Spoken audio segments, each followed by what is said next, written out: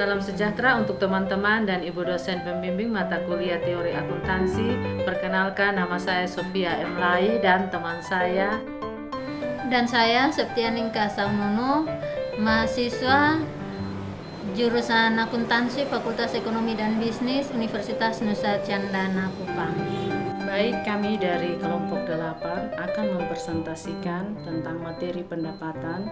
Video kali ini kita akan membahas mengenai apa itu karakteristik pendapatan, apa kriteria pengakuan pendapatan, kapan diakui, dan kegiatan yang memicu pencatatan pengakuan. Karakteristik yang terkandung dalam berbagai definisi pendapatan yaitu yang pertama, aliran aset adalah jumlah aset baru yang diterima dari konsumen. Yang kedua, kegiatan operasi utama yaitu kegiatan perusahaan yang biasanya diperoleh dari hasil penjualan barang. Yang ketiga, penurunan kewajiban di mana suatu entitas mengalami kenaikan aset sebelumnya.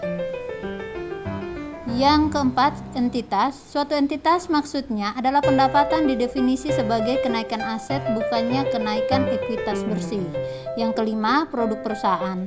Maksudnya di mana aliran aset dari pelanggan berfungsi hanya sebagai pengukur tetapi bukan pendapatan itu sendiri, karena pertukaran produk ini harus dinyatakan dalam satuan moneter untuk dicatat dalam sistem pembukuan.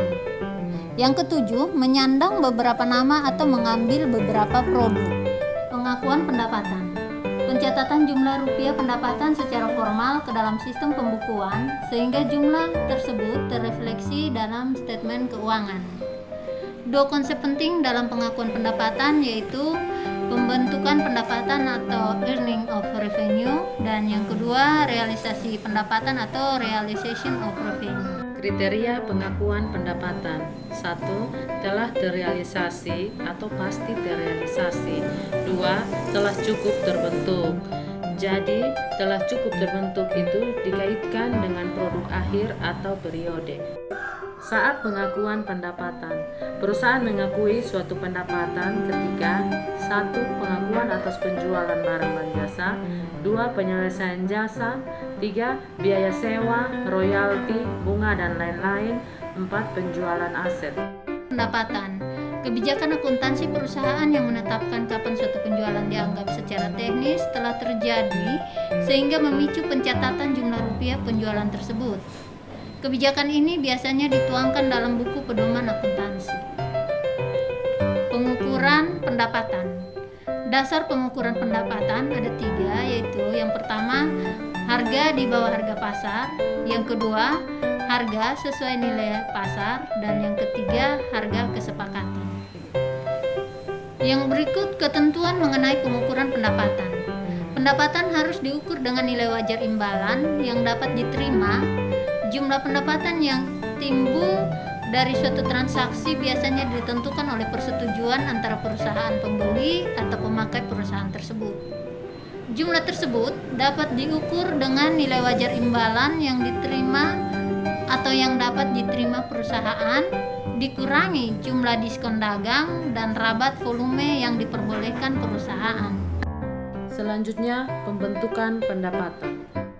Pembentukan pendapatan ini berupa konsep yang berkaitan dengan masalah kapan dan bagaimana pendapatan itu menjadi timbul dan menjadi ada. Konsep pembentukan pendapatan menyatakan bahwa pendapatan terhimpun bersamaan dengan dan seluruh atau totalitas dari proses operasi perusahaan dan bukan sebagai hasil dari transaksi. Selanjutnya, tentang realisasi pendapatan. Berdasarkan konsep realisasi pendapatan sebenarnya terjadi akibat transaksi tertentu, yaitu transaksi penjualan atau kontrak. Jadi, sebelum transaksi atau kontrak itu terjadi, maka pendapatan dianggap belum terjadi atau terbentuk. Demikian presentasi dari kami kelompok 8, kurang lebihnya kami mohon maaf. Terima kasih.